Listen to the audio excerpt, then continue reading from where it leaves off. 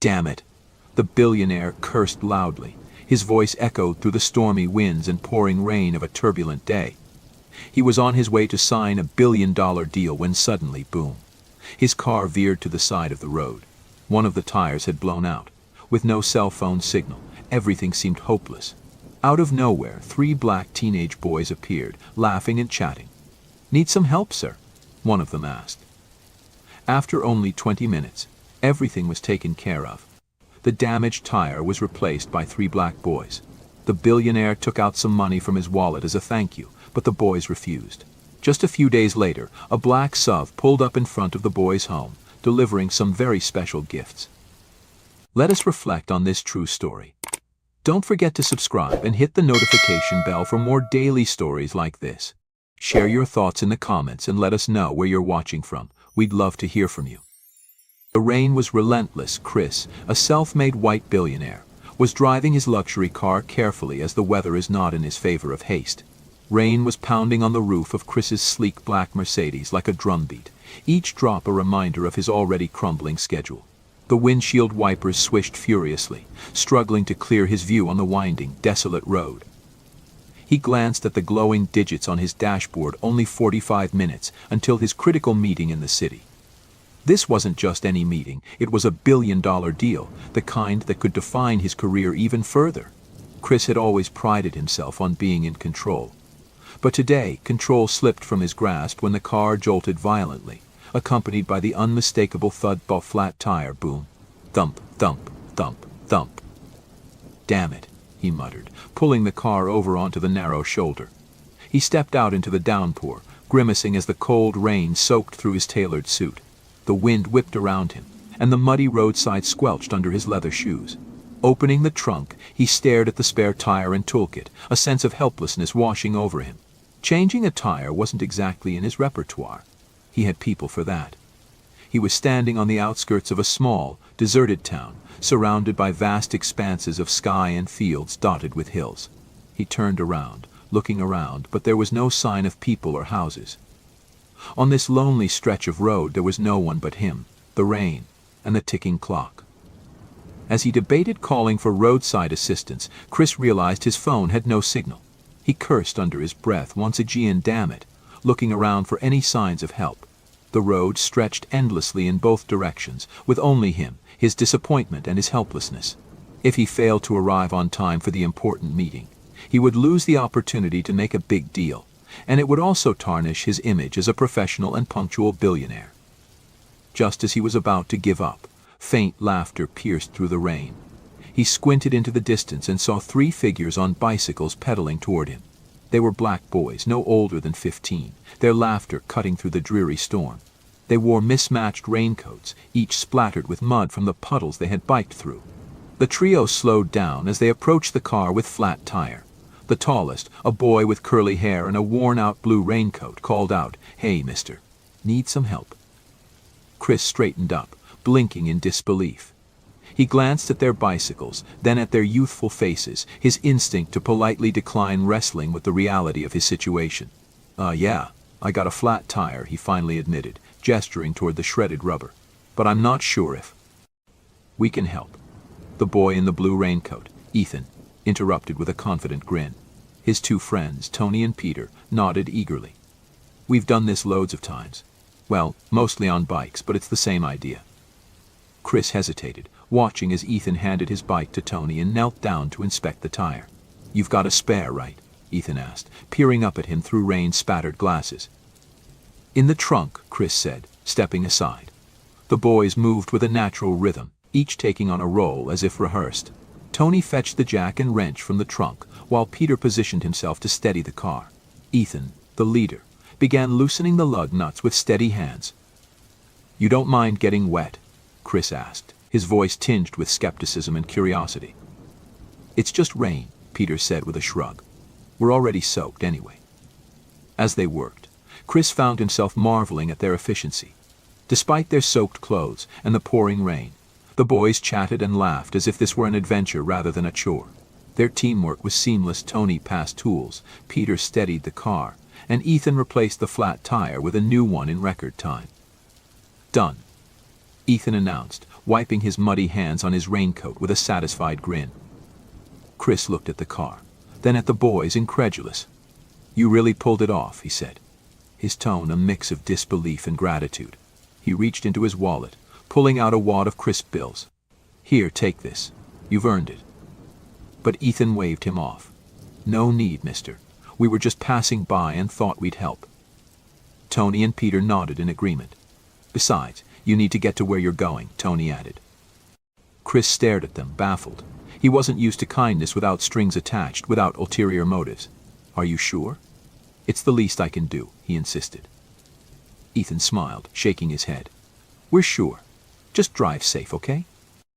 And with that, the boys hopped back on their bikes, pedaling away into the rain, their laughter echoing in the distance.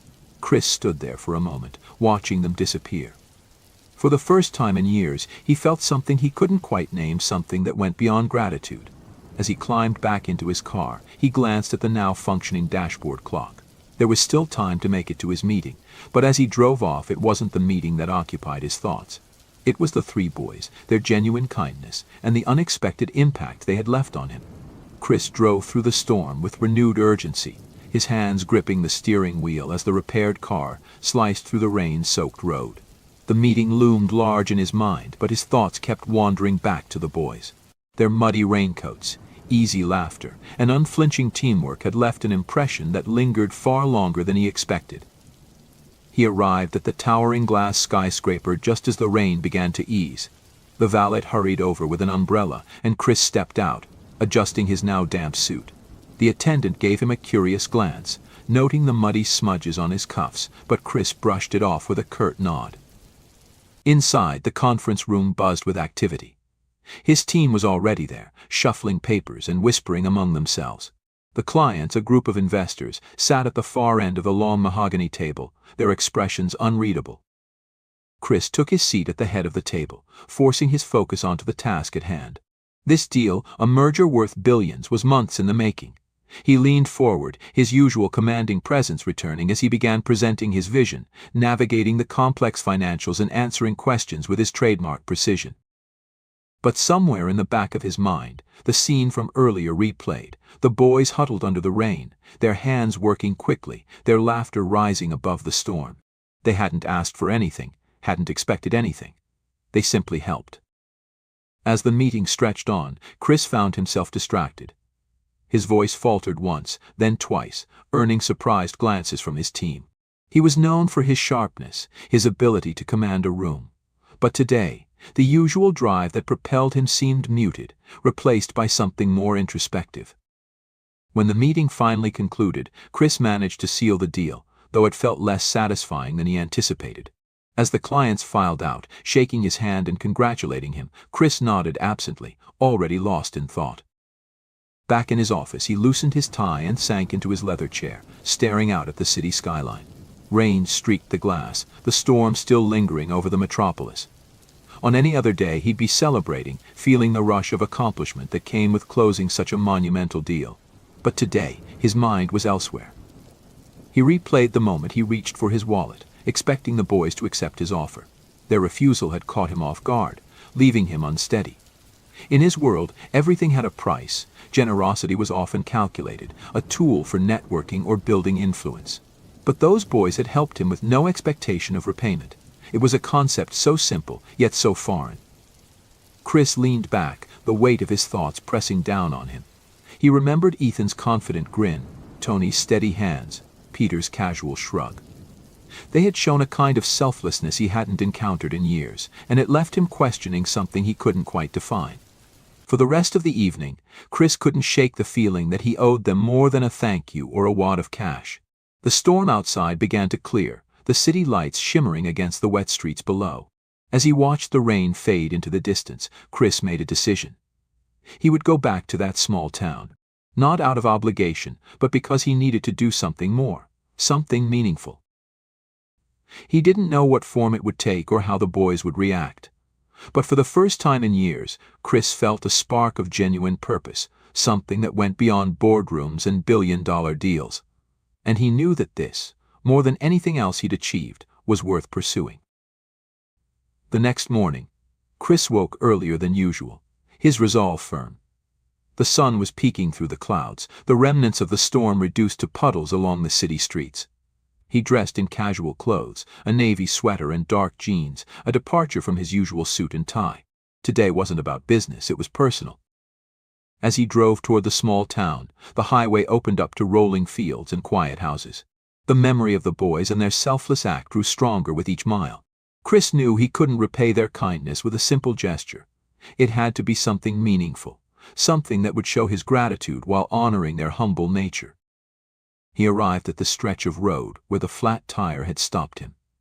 The air was crisp, the aftermath of the storm leaving the earth fresh and fragrant. He slowed his car as he approached the small town, scanning for signs of the boys. It wasn't long before he spotted them. Ethan, Tony, and Peter were gathered outside a modest diner, their bikes propped against the wall. They were laughing, the kind of carefree laughter that comes with youth and friendship. Chris smiled, parking his car across the street and stepping out. As he crossed the road, Ethan noticed him first. "Hey, it's the guy from yesterday," he called out, nudging his friends. The other two turned, their faces lighting up in recognition. "Hey, mister," Tony greeted, his tone casual but friendly. "Car holding up okay?" Chris chuckled, nodding. "Thanks to you three it is." He paused, glancing at the bikes leaning against the wall. "Mind if I join you for a minute?" The boys exchanged glances, then shrugged in unison. "Sure," Peter said, gesturing to the bench outside the diner. Chris sat down, feeling out of place yet oddly at ease. "I wanted to thank you properly for yesterday. You didn't have to help, but you did, and it made a bigger impact than you know." Ethan grinned. "It was no big deal. You looked like you needed a hand." Tony chimed in. "Yeah, and besides, we were already soaked. Figured we might as well do something useful." Chris laughed, shaking his head. "You three have more generosity than most people I've met in my entire life." Peter leaned back, arms crossed. "It's just what you do, right? Help someone out when they need it." Chris studied them for a moment, their sincerity catching him off guard once again. He reached into his pocket, pulling out a small notebook he'd brought to jot down ideas on the way. "I know you didn't do it expecting anything in return," he began, "but I want to do something for you, for all of you." The boys looked at each other, their expressions a mix of curiosity and caution. "Like what?" Ethan asked, his tone measured. "Well," Chris said, leaning forward, "how about I fix up your bikes? Or get you something you've been wanting for a while. Something practical. Think of it as my way of showing my appreciation." Tony frowned, shaking his head. "You don't have to do that, mister, we're good." Peter added, "Yeah, we weren't looking for a reward." Chris raised a hand, smiling. "I know, but this isn't about rewards. It's about paying forward the kindness you showed me. Let me do something for you." Ethan hesitated, glancing at his friends. "Well, there is something." Tony and Peter shot him curious looks, and Ethan continued, "There's this community center we hang out at sometimes. It's kind of falling apart, leaks in the roof, old equipment. They've been trying to raise money to fix it up, but it's slow going." Chris leaned back, considering this. "A community center? Huh. That sounds like something worth helping with." Ethan nodded. "Yeah, it's where a lot of kids go after school. It's important to the town." Tony added, "If you really want to do something, maybe you could help them out instead of us." Chris smiled, a sense of pride swelling in his chest. These boys weren't just kind, they were thoughtful, looking out for their community even when offered something for themselves. "All right," he said, standing up. "You've got a deal. I'll see what I can do about that community center." The boys grinned, their excitement tempered by humility. "Thanks, Mr. Ethan said, extending a hand. Chris shook it firmly, looking at the trio with newfound respect. "No," Chris replied, his voice steady. "Thank you. You reminded me that the world could use more people like you." As he walked back to his car, he felt a renewed sense of purpose. Helping the boys was just the beginning. This small town had something special, and Chris was determined to be a part of preserving it. As he drove away, the image of their smiling faces stayed with him, a reminder that even the smallest acts of kindness could create ripples far beyond their origins. The next week, Chris returned to the small town, this time armed with a plan. He had made a few calls, pulling strings that only someone with his resources could. But this wasn't about flexing his wealth, it was about using it for something that truly mattered. He parked his car near the diner where he'd first reconnected with the boys and stepped out, scanning the street. It was quieter today, the lazy hum of a small town settling into its midweek rhythm. Ethan, Tony, and Peter weren't at the diner this time, but Chris wasn't worried. He knew where to find them. After chatting with a few locals, he made his way to the community center they had mentioned. The building was modest, its once bright paint faded by years of wear and tear. The roof had visible patches, and the playground behind it looked like it hadn't been updated in decades. Yet, there was a charm to it, a sense of purpose that shone through the imperfections. Inside, Chris found the boys sitting at a table covered in papers and markers. They were working on a banner that read, "Community Center Fundraiser, Every Little Bit Helps." When they saw him, their faces lit up with surprise. "Hey, Mr. Chris," Ethan greeted, setting down a paintbrush. "What are you doing here?" Chris smiled, stepping closer. "I told you I wanted to help, didn't I? Thought I'd come see what you're working on." Tony gestured to the banner. "We're trying to raise money for the center. Got a bake sale and a car wash planned for the weekend." Peter chimed in. "It's slow going, but every bit counts." Chris nodded, impressed by their initiative. "You three are something else, you know that. But I think we can speed things up a little." The boys exchanged curious glances. "What do you mean?" Ethan asked cautiously. Chris knelt to their level, his tone serious but kind. "I made a few calls.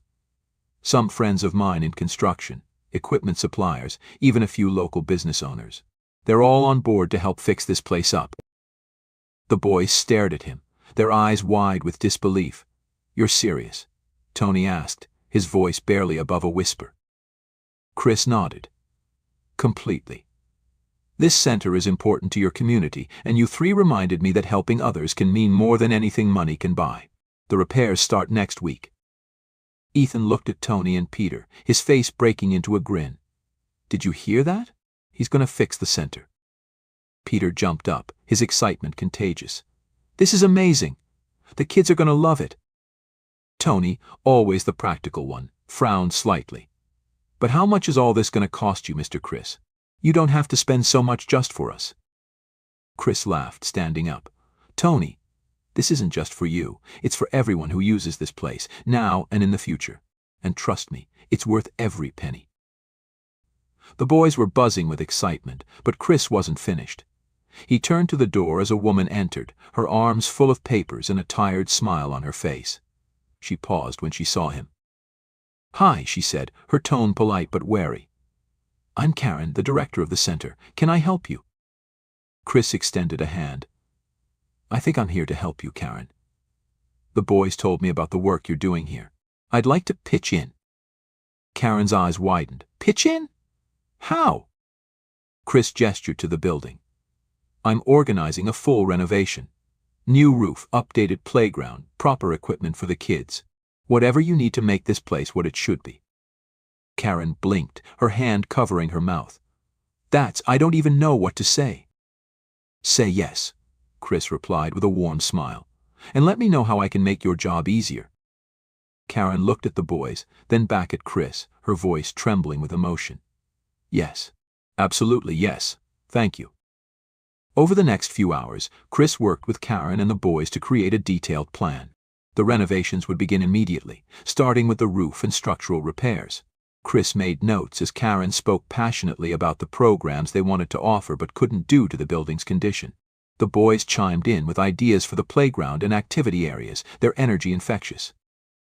When Chris finally left that evening, the sun was setting, casting a golden glow over the small town. He looked back at the community center, imagining what it would look like in a few months, a place that wasn't just functional but thriving, filled with laughter and possibility. Driving away, Chris felt something shift inside him.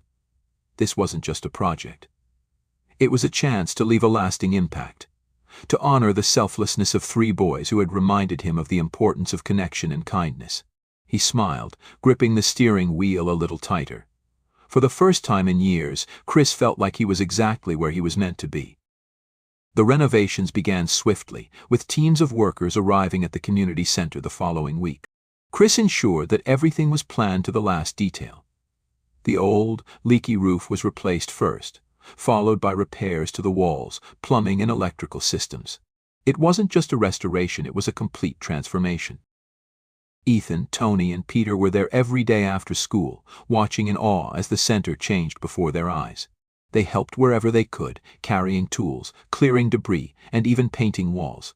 The construction workers quickly grew fond of the boys, often joking with them and letting them take on small tasks under supervision. Chris made frequent visits, overseeing the progress and chatting with the workers. But his favorite moments were the breaks, sitting outside with the boys and Karen, discussing plans for the future of the center. Each day, Chris felt a deeper connection to the community and the project. One bright Saturday morning, as the workers were finishing the final touches on the new playground, a crowd began to gather. Families from the town had heard about the renovations, and the excitement was palpable. The playground was a centerpiece, a vibrant area with colorful swings, a slide, and a jungle gym. It stood as a symbol of what was possible when people came together. Chris stood with Karen, watching as the last pieces of the playground equipment were bolted into place. Karen turned to him, her expression a mix of gratitude and amazement. "I don't think we'll ever be able to thank you enough," she said, her voice soft. Chris smiled, shaking his head. "Karen, this isn't about thanks. This place is going to mean so much to so many people. That's all I need." She nodded, but her eyes glistened. "You've done more than just fix a building, Chris. You've given this town hope." Before Chris could respond, Ethan, Tony, and Peter came running over, their faces alight with excitement. "It's done.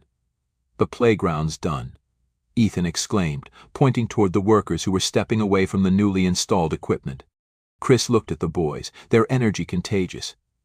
"You three should have the honor of testing it out first," he said, motioning toward the playground. Without hesitation, the boys sprinted toward the swings, laughing as they climbed aboard. Their carefree joy was infectious, drawing cheers from the gathered crowd. Parents watched with smiles, and children began lining up to join in. As the day turned into evening, Chris stood on the steps of the community center, gazing out at the bustling crowd. People mingled, children played, and laughter echoed through the air. Karen joined him, handing him a cup of coffee.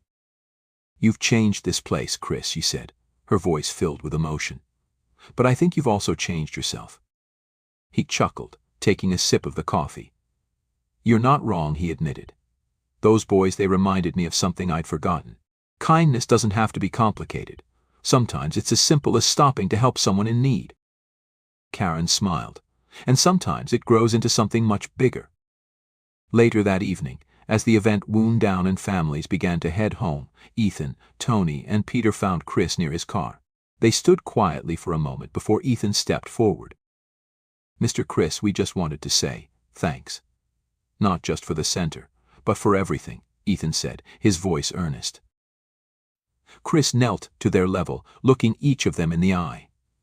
"No, thank you. If it weren't for you three, I wouldn't have remembered what really matters." Tony shifted, his hands in his pockets. "You know, we just thought we were helping with a flat tire." Chris laughed, reaching out to tousle Tony's hair. "You did more than that, Tony. You helped me fix something I didn't even realize was broken."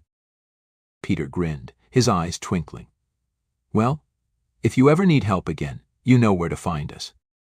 Chris stood, smiling warmly at the boys. "I think I'll take you up on that one day." The boys waved as they walked back toward their families, leaving Chris standing by his car. He watched them go, a profound sense of fulfillment settling over him. As Chris drove away that night, he didn't feel the emptiness that had once been his constant companion. Instead, he felt whole. The community center wasn't just a building, it was a symbol of what could happen when people came together, when they chose kindness over indifference. Join the movement for justice. Subscribe to the channel, share your thoughts in the comments, and make these stories a part of your daily life. Together we can create real change.